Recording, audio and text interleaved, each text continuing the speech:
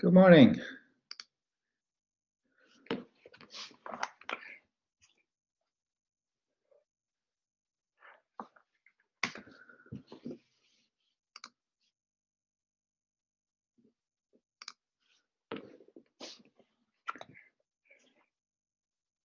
I see only one person in class. Can you hear me?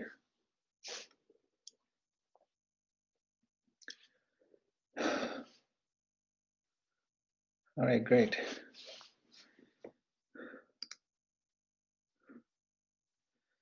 Okay.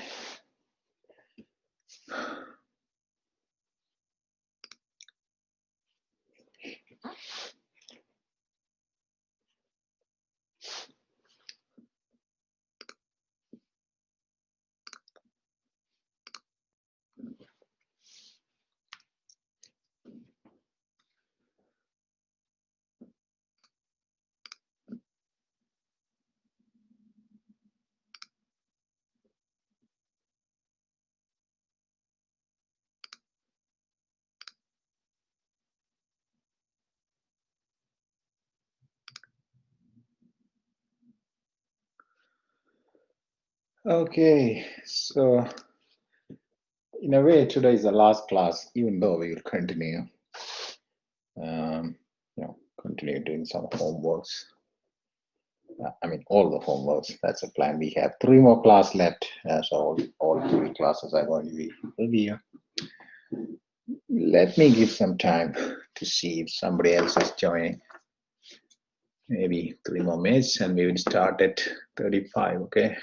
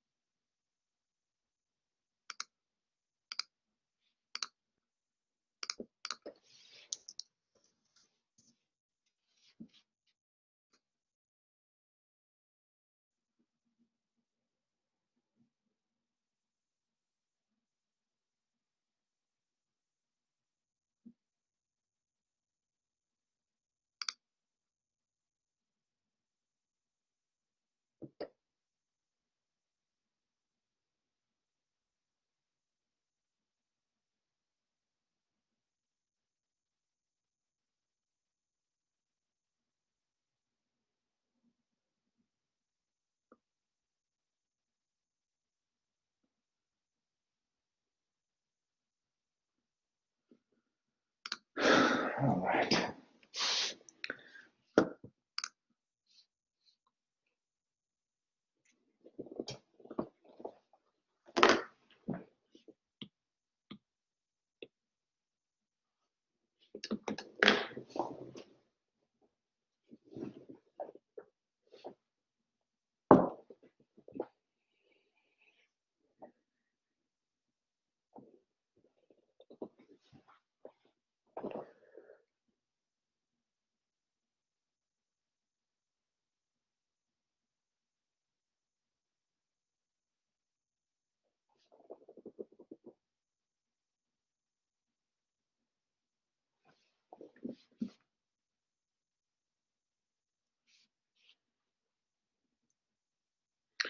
All right, looks like that's it. Once again, this is the last lecture. So I guess I kept the easy one for the last. Again, this lecture will be over in like 20 minutes. In the last class, we studied about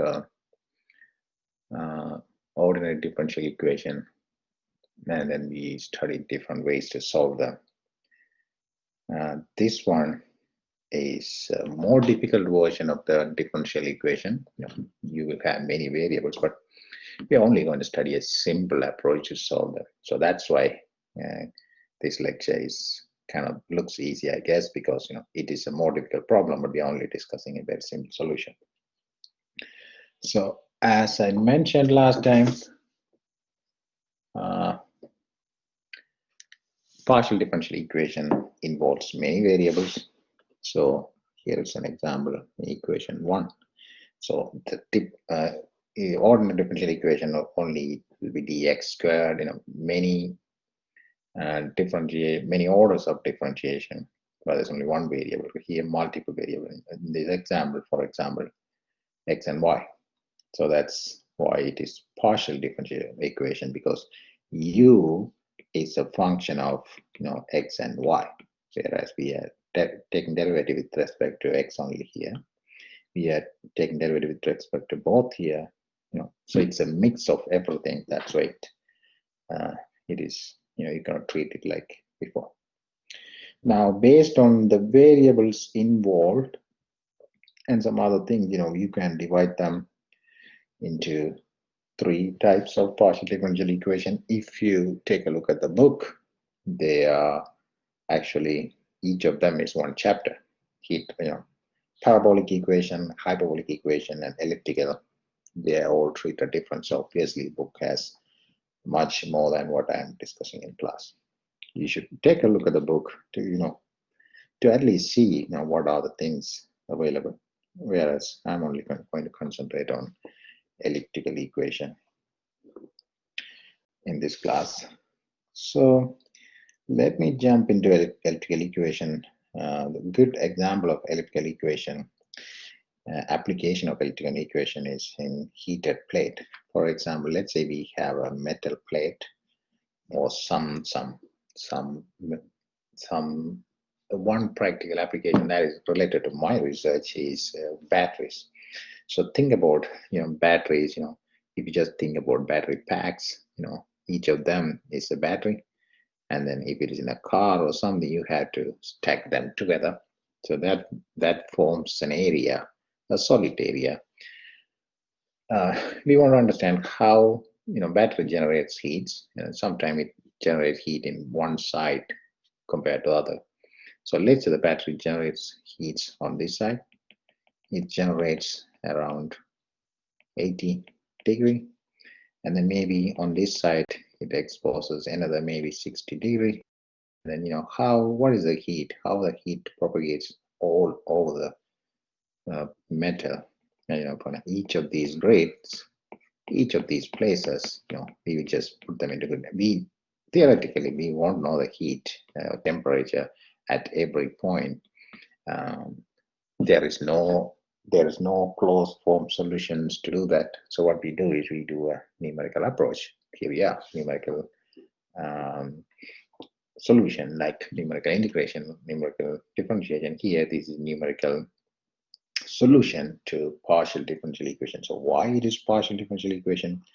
The propagation of heat, when I say heat, what I mean is the temperature. The distribution of temperature is described through this equation. So this equation is called the Laplace equation. So the Laplace equation, T stands for temperature. So the gradient, the second gradient of the temperature on the x direction, and the second gradient of temperature on the y direction, based on some physics, which I'm not going to discuss here, but we're only going to start with that equation 3 that comes from physics. So we are going to trust that equation is true, and we are only going to look how we can solve this equation. So here we have a second order partial differential equation. Why it is partial? Because it is the derivative in terms of x as well as in terms of y. That's why it is partial. Ordinary differential equation we already looked at in the previous lecture. So now from this point, if I jump to theory now, how can we approximate this? How can we approximate this equation? And we are going to use the central different approach which we studied in the differentiation. If you in the differentiation lecture, numerical differentiation lecture, I believe it is 15 or something. So we not only we studied three different approaches: forward, backward, and central, first order, and then we also at least I showed probably with proof how you can go to infinite order, but the formulas for first order, second order, and third order, and so on are there. So that is the central different approximation of d squared u by dx squared. So second derivative central difference approximation is u x plus h. So x plus h, if you are here, if this is x, this point is x plus h, and then this will be x minus h. So ux plus h minus 2u plus ux minus h y. So it is x y x plus h y x minus h y. We have to carry a second variable here. The good thing is we're only taking derivative on the x direction, so that's why there was no change in y. But using the same, you can write what will be d squared u by dy squared. That will be u x y minus h minus 2u x y plus u x y plus h y minus h y plus, yeah, I am reading it the other way, but they are the same, right? Over h squared, an order of h squared. So that's exactly, so d squared u by dx squared plus d squared u by dy squared. So this is d squared u by dy squared. So all we have to do is add them. So this is added here, and then this is added here. And we know that when you add them, that will be 0 because of the Laplace equation.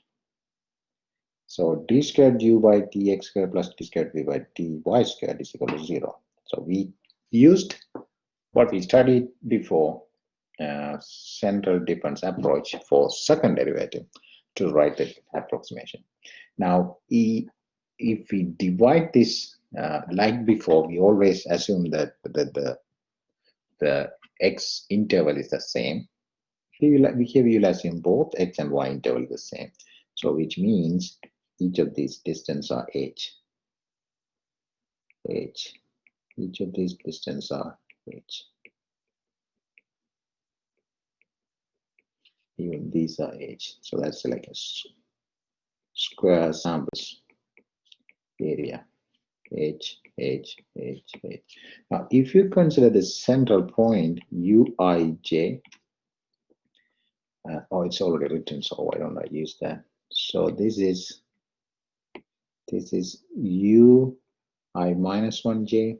This is uij, ui plus 1j, uij plus 1. This is this point uij we are considering. And then ui plus 1j is on the right, ui minus 1j is on the left, uij plus 1 is above, uij minus 1 is below. So with that notation, we can write, instead of x plus h y, instead of x plus h and y, x plus h y, I can write I plus 1 j. Instead of x minus hy, I will use I minus 1j, because if we write I with I, it is easy. It is easy to write in a for loop, in programming and all that. At the end of the day, it's just a notation. And then x y plus h, this one. Sorry, x y plus h, that is u I j plus 1. x y minus h is I j minus 1 minus 4 uij, that's coming from the equation above, is equal to 0. So since h squared is just common, on the other side it is 0, so we can simply write this equation as this: ui plus 1j plus ui minus 1j plus uij plus 1 plus uij minus 1. So I want to point out a nice structure of this equation. So that's an important, at least for when you're programming also it might be useful. So let's let only focus on those points. So this is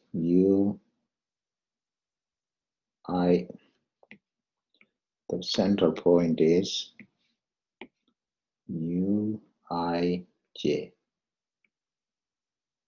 This one is uij plus 1. This is ui. Did I make a mistake there? Yes, I did. So this one on the right will be ui plus 1j. On the left, this will be ui minus 1j. And this will be uij minus 1, uij plus 1. The numerical version of the Laplace equation simply is you add all those four values, uij plus 1, I'm just starting from the top, plus ui plus 1j plus uij minus 1 plus ui minus 1j is equal to 4 uij. So that is the same equation right there. That is the equation. So that's a nice pattern. The central one is 4 on the other side, and that is equal to the summation of 4 times the temperature at the center is the summation of all of these surrounding 4 points. So that's what it means. So that kind of also makes intuitive sense that the temperature at the center will be the summation of all those. Now, 4 times the temperature will be a summation of all of those surrounding. So that's essentially what we need to know to solve this. The remaining, as you will see, is going to be just some matrix equations. So we are going to use this, just what I saw here, this equation. We are going to show, this is a numerical version of the Laplace equation.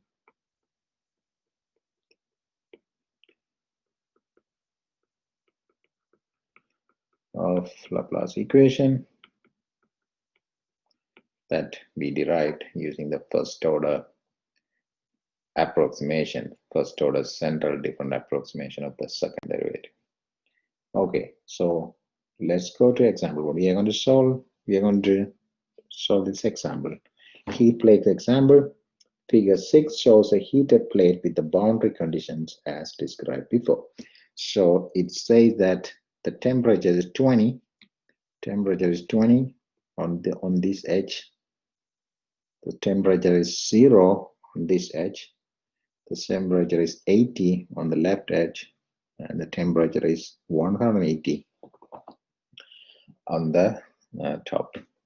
So if I name these, we want to know the temperature at these points U1, 1, U2, 1, U3, 1, and then U1, 2, U2, 2, U3, 2, U1, 3, U2, 3, U3, 3. So we want to know those temperatures in those 9 points that is shown there. So that's the question here. So we already saw a numerical, nice pattern to write the equation. So let me write those equations. So, so it always helps to look at this plot and write equation. So if I let me write the consider after writing each equation, I'll just cross them. So let's write the equation for this one. So for that one, the equation is so you have to look at the left, right, top, and bottom. So left is 80, left is 80, and then right is U21, U21. I'm writing about the comma. Top is U12, U12, plus the bottom is 20. 20 is equal to 4 times U11. That's my equation 1. Now I will write it for this one. So the left is U11, the right is U31, the top is U22, and the bottom is 20 is equal to 4U21. And then for this one, so the left is U21, U21, right is 0, the temperature is 0 on the right, top is U32, the bottom is 20, is 4 times U31, third equation. Now I will write it for this one. So left is 80, right is U22, top is U13, bottom is U11. It's equal to 4 times U12, equation 4. Now I'll write it for this one. Left is U12, right is U32, top is U23, bottom U21. It's equal to 4 times U22. So the equation 5. I'll write for this one. Left is U22, right is 0, top is U33, and the bottom is U31. Is equal to 4 times U32. Sixth equation. Now I write this one. Left is 80, right is U23, top is 180, and the bottom is U12. It's equal to 4 times U13.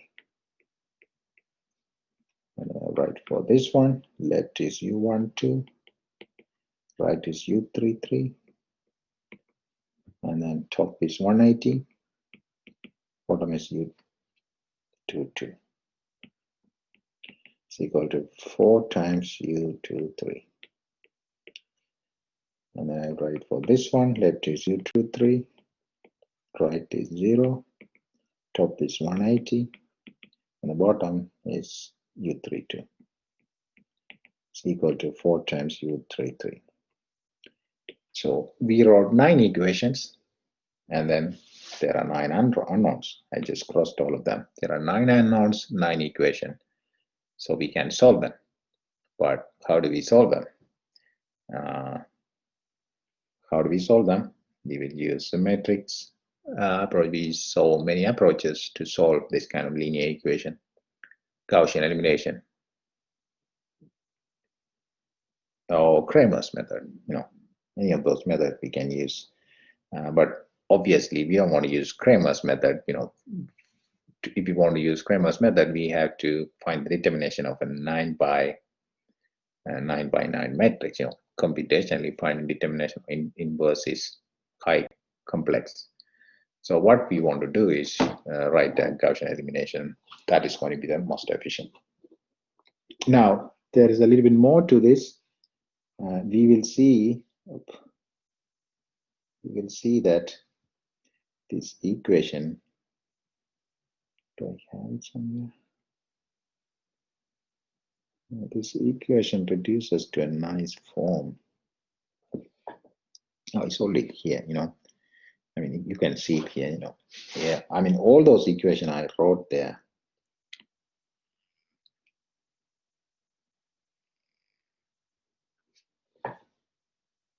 So you see the central, you have minus, if you just look at the diagonal form, you have the best way, if you don't want, the best way to, give me 1 second, I might have a better illustration of this in my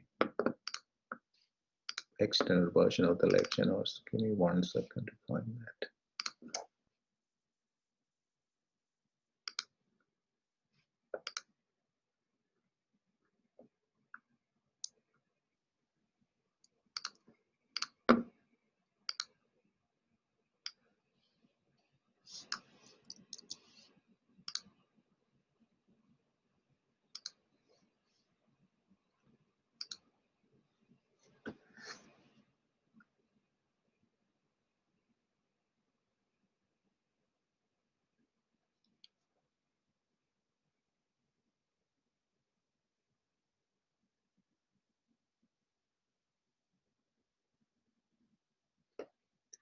All right, never mind. Maybe I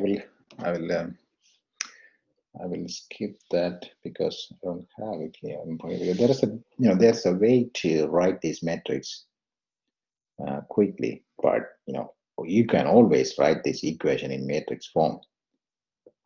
So let me do that just by looking at this equation.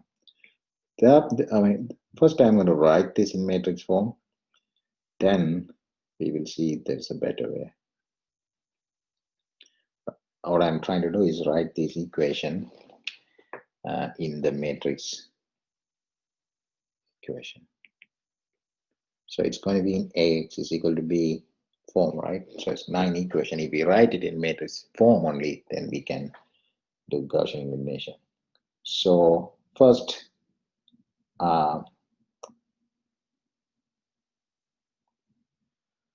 I'm going to see which way the variables are going to be 1, 1. So I'm going to write U11, U21, U31. And then U12, U22, U32. And then U13, U13, U23, U33. Wait a second.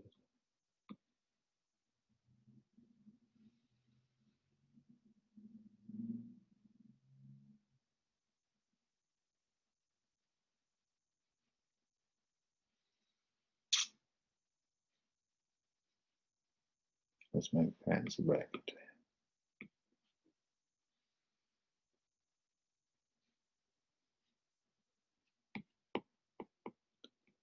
That's definitely going to be a big matrix. 9 by 9, and we need to fill that. There is a shortcut, but first we need to know how it came, then we can talk about the shortcut. So that's the right side. First, I want to show how the matrix is populated. So 9 equations. So I'm going to transfer each of those 9 equations in the matrix. So what is the coefficient of U11? So I will also say that the coefficient of U11 comes in the first column, U21 comes in the second column, U31 comes in the third column. So similarly, U12, U12, U22, U32, U13, U23, U33. So that's how the matrix is going to be populated. So for U11, it is -4 for the first equation. U11, U21, we have 1. U11, U21, we don't have U31, 0. U12, yes. Everything else is 0. 1, 2, 3, 4, 5 zeros. 1, 2, 3, 4, 5. is equal to, put all the numbers on the right side, that will be 8 plus 20, 80 plus 20, 100, so that will be negative 100. So we have to continue writing this by looking at this equation to fill that matrix.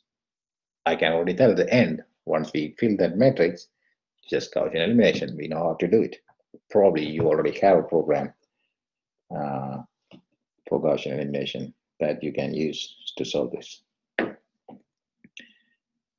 Okay, let's write the second equation. So u11 is there, that is 1. u11 is 1. Is there a u21 in the second equation? Yes, that will be negative 4. Is there a u31? Yes. Is there a u12? No. Is there a u22? Yes. Everything else is 0. And then what are the numbers? We have a 20. That's it. So that will be negative 20.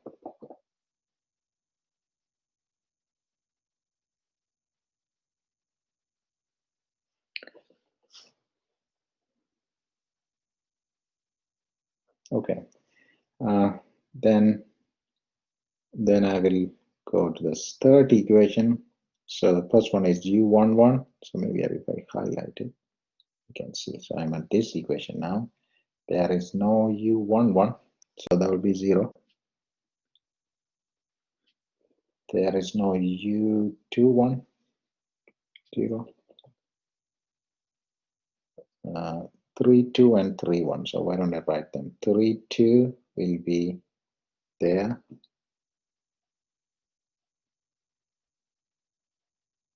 There is 3, 2, 3, 1.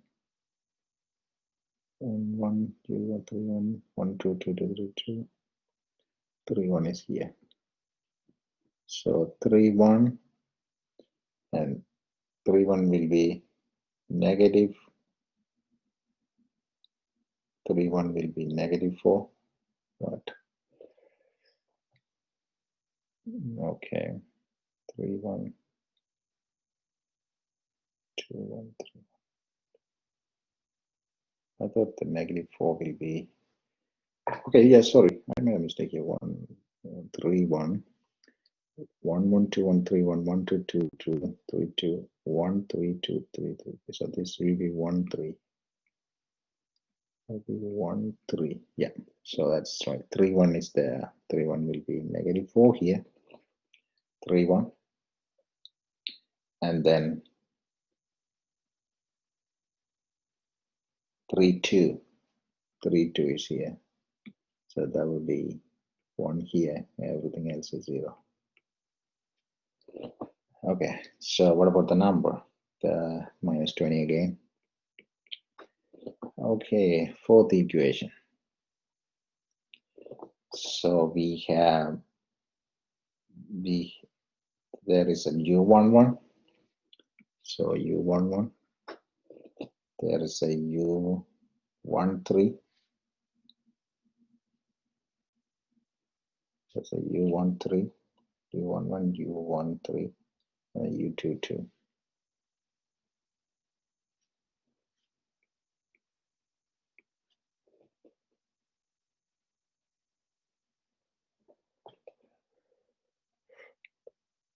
And then 4 u12.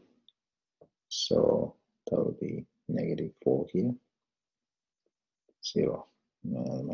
My equations are not lining up because I'm writing by hand. Wait a sec. And there, 1, 1, 0, 0, right? Yeah. So the value will be negative 80. Negative 80. So I'm going to stop there. You get the idea. So we have to go and fill this. So when you fill this, you will see a nice structure that the negative 4 will be along the diagonal, along the diagonals and some numbers, but we don't need to know that. What we need to know, I mean, you should clearly understand how these equations came and then you can write those equations. But there is a pattern. Like, just think about, you have to program this. If you have to program this, you were given a plate, and you was given that, okay, the bottom axis, in the program, how you are going to define bottom will be along the x-axis where y is equal to 0, and the top when along the x-axis when y is equal to 4. That's the top side of the plate, and we had to come up with a notation for that. Then if the program is exactly like this, and there is a pattern to fill this, matrix, so that matrix is known, and then based on how you fill the matrix, you have to arrange those variables in the manner that I should have. Actually, that is there, but I will make sure that I will check them one more time, and probably it's in the textbook. That way, I'm just doing your work so that you don't need to. At least you need to know that there is a way to simplify this. Can a program go and, so for example, if I give you 9 arbitrary equations, if you have to write that in matrix form, is it possible? It is possible, definitely, but that would be an elaborate program. But the only way, for example, if you think about Gaussian elimination, it needs a matrix as an input. What is that matrix? We never worry about. But that is the problem here. We need to give that matrix. We need to construct this matrix, and we need to know what is the first variable. Is it u11? Why not u33? Because you should know. Because based on how you construct this vector, that vector of unknowns, there's a vector of 9 unknowns. Based on how you arrange them. For example, there's another way to do it. If I do it u13, u12,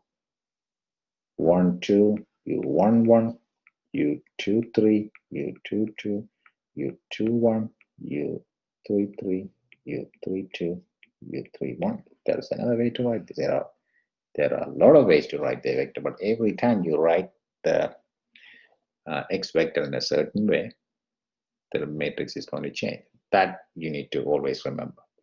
So that's an important point. Everything is very simple. Everything in this lecture is stitched together based on things you knew before in this class. But I just want to stress that point that this matrix and the variable depends on how you had to construct them manually.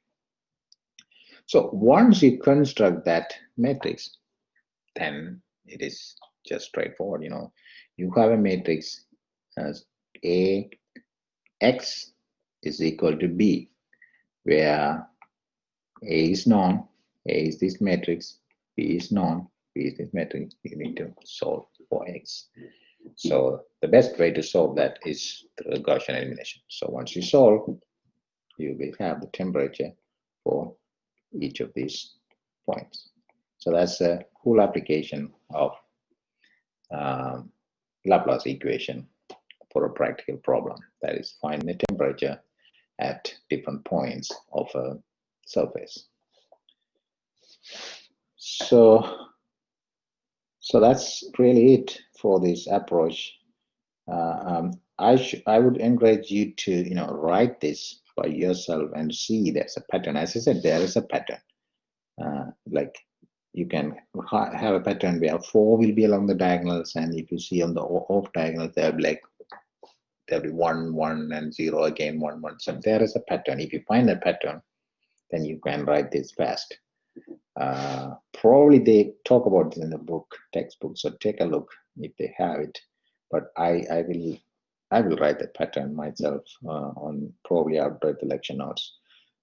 Yeah, because it is fun to know that. Okay, now that is it for the first approach. There's in the lecture we are talking about 2 approaches. First is how to solve it. So this, you will construct this linear equation and solve it through Gaussian elimination. There's a second approach called Liebman's approach. What this is, it is only how, if let's say we cannot solve this equation.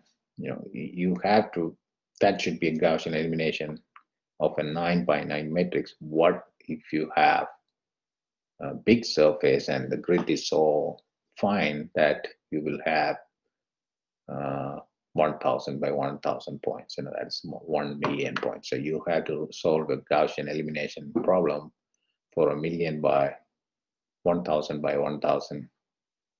No, sorry, million by million matrix. No, that is not possible even in a big computer. So then it'd be nice to have some new, practical, not practical, approximate solution. So that is what this Liebman method. So how to solve that big matrix equation, big linear matrix equation, using some approximate methods. So Liebman method is, from this, this equation should be familiar, that we can write it from any of these. From this I can write uij is u negative uij plus 1 plus ui plus 1 j plus uij minus 1 plus ui minus 1 j over 4. So that is, using the same picture here, that this guy uij is negative summation of all those 4 points around it divided by 4. Now we are going to do this for every, you can write this for every point. You can write this for every point, and then we will solve it for every point. So we will get a new values. We will get a new value, and then what we do is, once we get a new value, we will use that to get another value. So okay. So we will use this equation that to update it. So that is update equation. The new value is lambda times the new value. So I should call this new updated value is the new value you just got plus 1 minus lambda times old value. So let's say let's say we start at 0. uij is 0 is the old value, and then using that equation, that the surrounding point divided by 4 negative, and then if I use that equation, I got another value. Let's say I got 70. So that would be new, that will be old. And then I will do this lambda times new, lambda times 70 plus 1 minus lambda times 0, or is the old value. So what is lambda? That is the variable we can change. For example, lambda is a value. Lambda is a value between 0 and 1. It is sometimes called a forgetting factor. So the forgetting factor. So for a different lambda,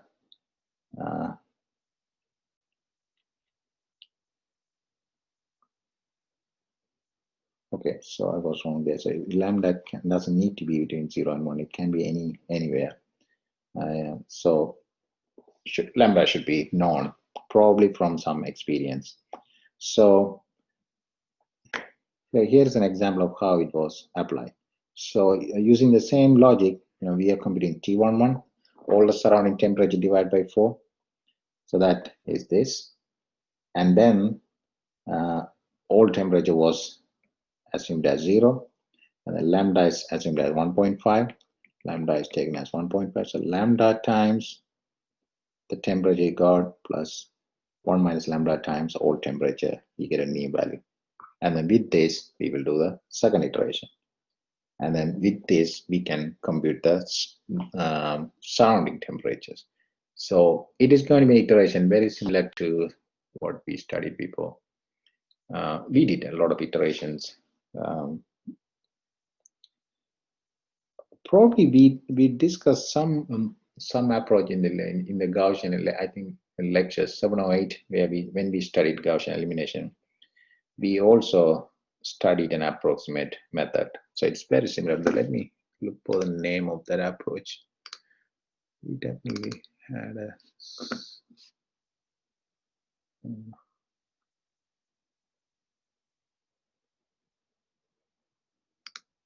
not in Gaussian elimination. Probably at the end of maybe decomposition, we studied something. Gauss-Seidel iteration. Yes, Gauss-Seidel. It's very similar to Gauss-Seidel iteration. Not Gauss-Seidel iteration, but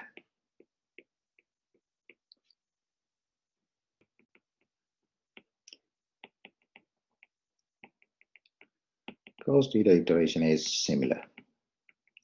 Yeah, same idea, but this is a different approach. For example, I could have, I could teach this in that lecture too, because it is the Liebman method is a way to solve linear equations, especially large linear equation, in an approximate manner. So you just keep on iterating for every point. So every point we will assign 0, and then we will do that iteration. So for example, this iteration is on the, we have to do this for every. So as you progress, you will see, for every time you have to do several iterations, we can stop the iteration, like before we can compute the percentage relative error, and then we can stop the iteration when the percentage relative error approaches a certain value, or the number of iterations with a certain number. So that is an iterative approach. It will be interesting to see the comparison, especially when the matrix size becomes bigger. As I said, some point it won't be possible to hold a bigger matrix in a computer. Then this method will still work, because you only need to consider the neighbors. Even though there are a million points, you only need to consider the neighbors. But obviously, it will take a longer time to converge, and the error will be significant. So there will be a significant amount of error, but it is still something. And probably they did some theoretical analysis. Obviously, there will be some theoretical points, arguments to say that this will converge. So that is the second approach, the approximate way to solve this Laplace equation. So that's it for this course. And so this is end of lecture 7, partial differential equations. What we are going to do in the remainder of today, as well as remaining classes, to review homework. So let me start. We were talking about homework 2 in the last class. Let me pull that so that we can take a look at that. One second, let me find that. Homework 2 solutions. I need to find homework 2. It's from lecture 3.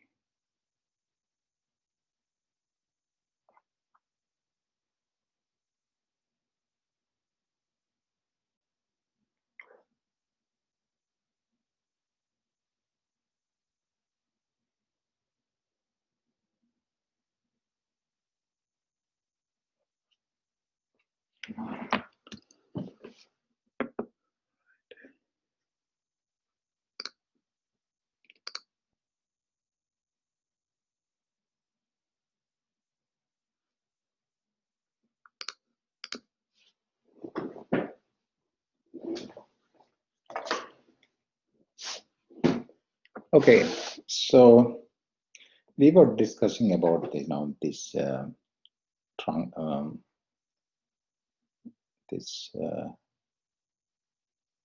truncation round of errors. So round of errors, especially about this floating point numbers. So there are 4 elements in floating point number representation: a magnitude of the Mansa, magnitude of the exponent, sign of the exponent, that sign of the number.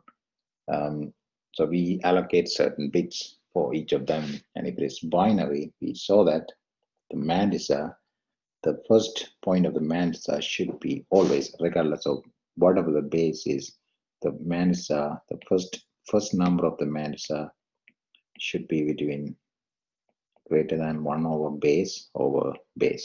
So if base is 10, that should be 1 over 10 and 10. So that will be between 0.1 and 0.1. It is greater than 0.1, less than 10. So the acceptable numbers in decimal system are 1, 1 to 9.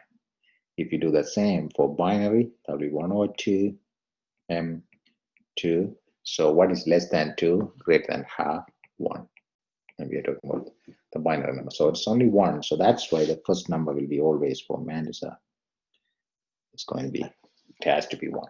I mean, you can view it as a waste of digits, waste of a bit. But, that is the standard. And as I mentioned the other day, binary is just an example.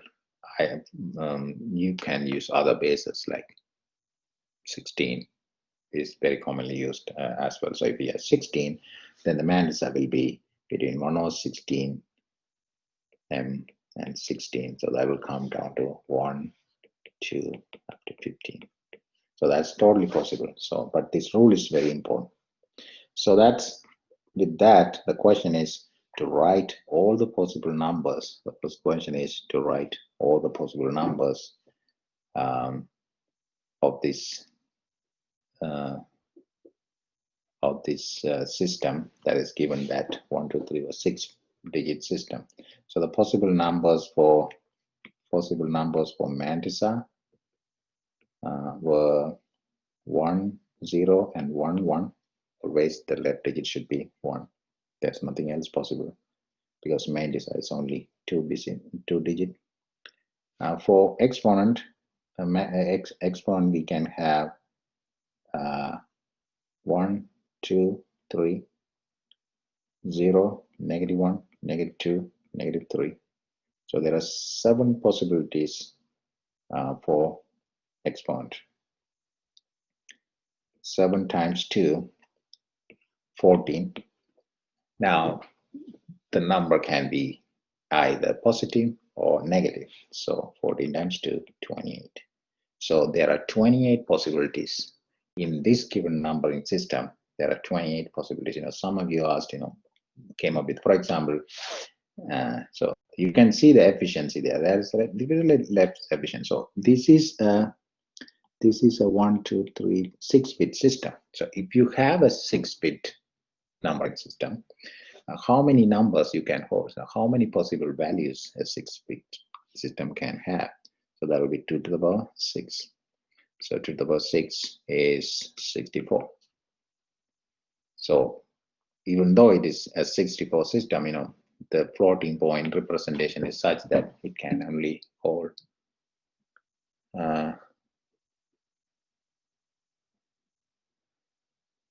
I will come to that question. So with this, so for example, what is the lowest, for example, for this, what is the lowest number this system can represent? What is the smallest possible number the system can represent? So for that, I have to start with what is the smallest Manisa. So smallest Manisa will be 1, 0. That is the smallest Manisa. What is the smallest exponent? Smallest exponent will be, out of all of these are the possible 7 exponents. What is the smallest? Smallest will be 2 to the power -3. The next one is sign of number. So then I said 2 to the power -3 times 1, 0. This will be 2 to the power -1. This will be 2 to the power -2, right? So 2 to the power -1 plus 0 times 1 times 2 to the -1, 0 times 2 to the power -2. So that will be 2 to the power -3 times 2 to the power -1, 2 to the power -4. So that is the smallest possible number. So let me go to the answer. Using that logic, I'm going to fill. So here, the answer, everything is filled here. So what is the smallest number that we can hold? That will be, if I write, everything here, these are the positive numbers. These are the positive numbers.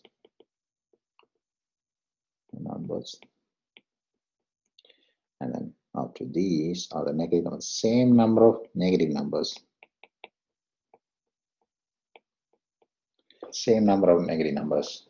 Even whether it be positive, that is possible. That's the only thing we can have. Now, the smallest number this system can, this is a pretend system, but this is how the larger versions of this is how our computers hold numbers. So the smallest number it can hold is 0.025. So the question to why there is no zero, what shouldn't we have? For example, if you look at this whole numbering system, there is no 0, 0, 0, 0, 0, 0. There is not, it is not there. So why don't we just use that as zero for that? Yes, of course you can, but then we have to follow the rules. We have to follow the logic. So this is, if we define that this is how we are going to hold, this is how the floating point system is represented. For example, so how the sign m then 2 to the power b. So that is how this system is written, and there are rules about. I just saw about the rules how the Mandisa can be. So the Mandisa will be a bunch of numbers, but the first digit should be always 1. So that is a rule. So I also discussed a little bit. You can read a book for more. There is a reason why it is designed as such. So if you follow all the rules, and there cannot be a zero. That's it. So that's, we're just following the following the standard here. If you follow the standard, the zero instead of zero, we will have this will be the closest number to 0.0625 in this numbering system. That's all. Okay, so obviously the above system, that pretend system, will hold 0 as the closest number to 0 is 0.0625 in decimal. And then 1.5, what is how 1.5? If you look at 1.5 in decimal, that will be represented as this number, that will be 0.00111. That is exactly, it happened to be 1.5. And then 10.5, the maximum number that this system can hold is 6. So it is going to say, when you give a 10.5 and okay, convert this to floating point, this system is just going to find the closest number to 10.5. That will be 6. So it is going to say, it is going to hold 10.5 like this. So in decimal, that is 6. And then for -3, again, it has it. So you can see some numbers are exactly represented and some numbers are not. Now, using that, you can also compute the errors. So there is no, this is not an iteration or something. What is the error? If you say the error, that is true number over error for 0 is true is 0. That's kind of that's a little bit abnormal, because with 0 it divides 0, so the error is infinite. 0 is the real number, and you approximate it as 0.026. If you are approximating it as anything other than 0, it's going to show it as infinity for the error. So it is not wrong, but definitely that's not a good representation. And then you can compute the true percentage relative errors for other representations as well. So I mean, the whole idea of this is to about errors. This lecture is about errors. So you have different types of errors, and definitely when you do this, you have truncation errors as well. And that is what we discussed here. So we have some time. Let me find the lecture. Sorry, next homework 3. Looks like I don't have it here.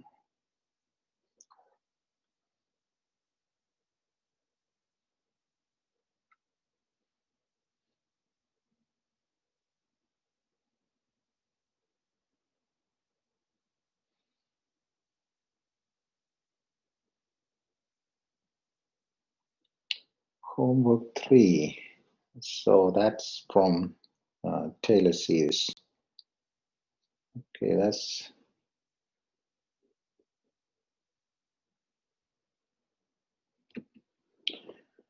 okay. So we will use the opportunity. I don't have a homework here, so that means I need to open lectures. Lecture 4. Let me look at the homeworks, and maybe we will do some review today about lecture 4, and then I will do these homeworks in the next class.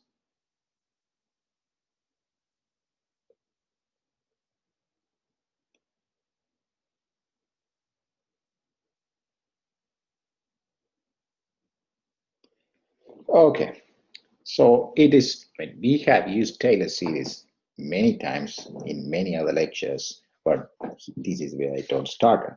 So any function, you should know this by heart, that fx is fx0 plus h time f prime x plus h squared over 2 factorial, sorry, fx0, x0 plus h cube over 3 factorial, third derivative,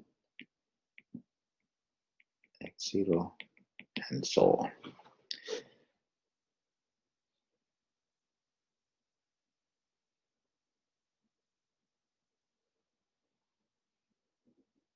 So Taylor series, if you, it's always so that it is, we expand a function around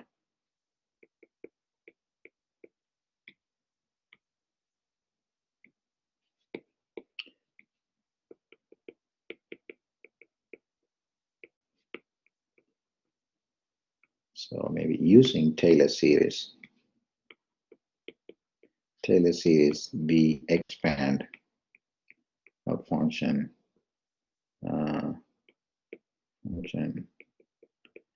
around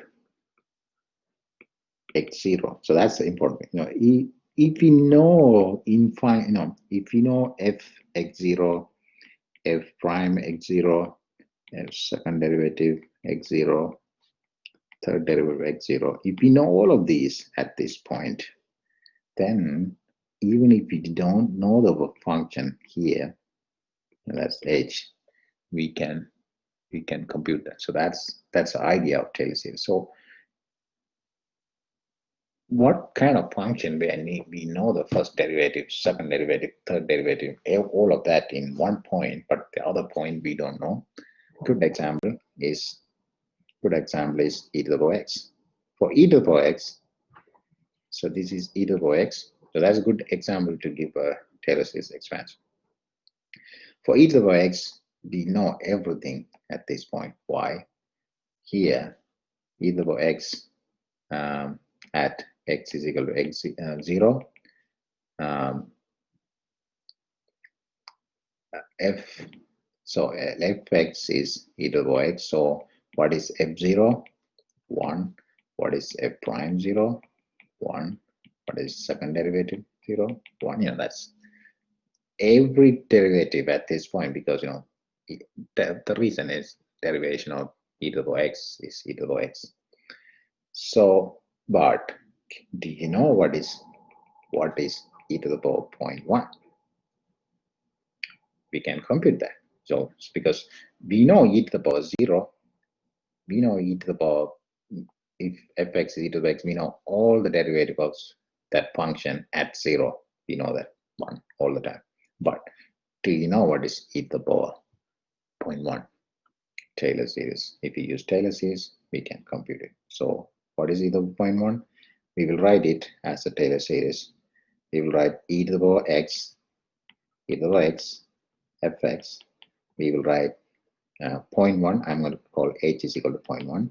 So that will be 1 plus, if I use this formula, fx0 is 1, f prime x0 is 1, f second derivative x0 is 1, every derivative x cube is 1. So all of those values are 1. So that will be f x0 is 1, then h plus h squared or 2 factorial plus h cube or 3 factorial, h4, 4 factorial, and so on. Every day, no. So that's, so if it is x, instead of h, I should call it x. So 1 plus x squared over 2 factorial, x cubed over 3 factorial, x2 over 4 factorial, and so on. So that is why e to the power x is approximated like that using Taylor series. Now, another function where you know all the derivative at some point is cosine. Cosine, particularly at 0, cos 0. Anytime you take a derivative of cos 0, it's going to be some version of sine, either sine or negative sine. So you can go on and on. It is always either cos 0 or sine 0. Both we know. Cos 0 is 1, sine 0 is 0. So then we can approximate cos a number that is close to the 0. Like we can find what is cos 0.1, what is cos 0.2. Similar to how we can find e to the power 0.1. So the first order approximation of e to the power 0.1 is 1 plus 0.1. Second order approximation is 1 plus 0.1 plus 0.1 squared over 2. So that is closer to e to the power 0.1. And we can go on and on. So I believe we have homework questions in this order. Write down the expression of fx is equal to 1 plus log 1 plus x. Write down the nth term of the above expansion. And then I will also talk about Lagrange remainder. So Lagrange remainder is, what is Lagrange remainder? So let's say I approximate e to the power x as 1 plus x, or I approximate e to the x as 1 plus x squared by 2. E to the power x, third approximation, 1 plus x squared by 2, x cubed over 3 factorial, 2 factorial, which is 2. Okay, so obviously 1, 2, 3. The third approximation is better than second. Second approximation is better than the first. But can we have an idea about the error? You know, how much is the error? So that is what the Lagrange remainder tells us. So if you look at the Lagrange remainder, you know, that is a rough idea. So if I approximate a function like this, the error, I can say, I call it R3, will be psi. I use psi to the power 4 over 4 factorial, where psi is a number between 0 and x. So if I use x is equal to 0.1, psi is a number between 0 and 0.1. That's a number between psi. So it only, you know, based on what is psi, this can be any value, you know, any value.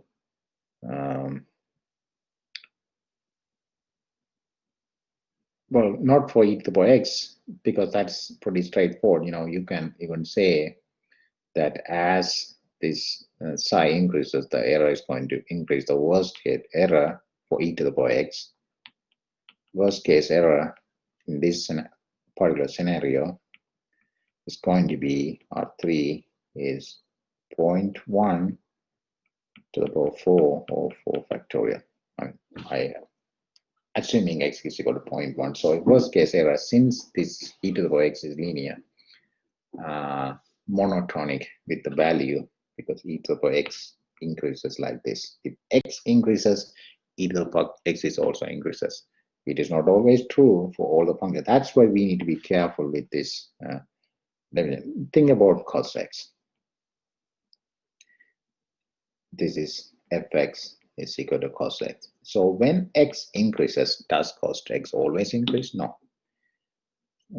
Sometimes it decreases. It increases and then it decreases. Then it increases. And it is. So there are functions like that. That's why we say x is in this and that. That is a rough estimate of error, not necessarily the true error, because things change for different kind of function. But Lagrange remainder gives an idea. It gives an idea of the error. So that's kind of a review of Taylor series. I will probably do this question. I will start with this question in the next class, and then we have 3 more classes. We had homework 3. I'm pretty sure we can finish all the homeworks. All right, everyone. Thanks for joining. I know there are only a few of you today, but the good thing is the recordings will be there. So, and I want to say one last announcement, not last, I will also say it again, that there is an update in the project that I added some explanations to how you have to write a report. Not only you submit the code, you will also write reports. So what in project, what you're doing is you're like creating a library.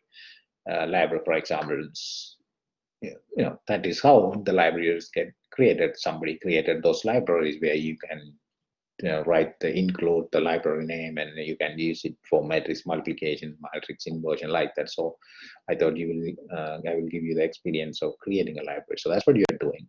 So whenever you create a library for your users, whoever is going to use your library, you will have to explain them how to use your library. So that is what your report is. You're going to explain how your library works. Be as creative as you can. And give all the details. You can even go ahead and explain the theory behind it. If you look at some help functions in some of the program, help this code, they will give all the history, all the necessary details about that function. So that's what we are trying to do in that. All right, so we will see you live on Tuesday. Okay, there was a question about, sorry, I did not check the chat. Let's see.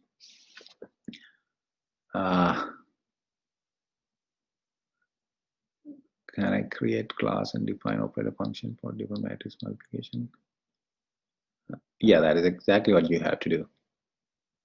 Not for different matrix manipulation. I specifically asked. One is, I think, multiplication, subtraction, addition, and then solving using linear Gaussian elimination. So for Gaussian elimination, you know a lot about Gaussian elimination. Gaussian elimination with scaling, pivoting, all of that. You need to incorporate so that your algorithm is strong. You don't want your algorithm to crash when I give a bad number or give very poor solution. So if you for your algorithm, your function, your library to be good, you need to take care of all of that. So we will look into that. Other one is, I believe, finding an inverse of a matrix using LU decomposition. So 5 things you have to do, and in the report you will explain. You will give the explanation of each of those functions. Okay, all right. Have a good weekend, everyone, and we will meet live on Tuesday. I will continue with this homework, which is homework 3, and hopefully we will do 2 or 3 homeworks next Tuesday.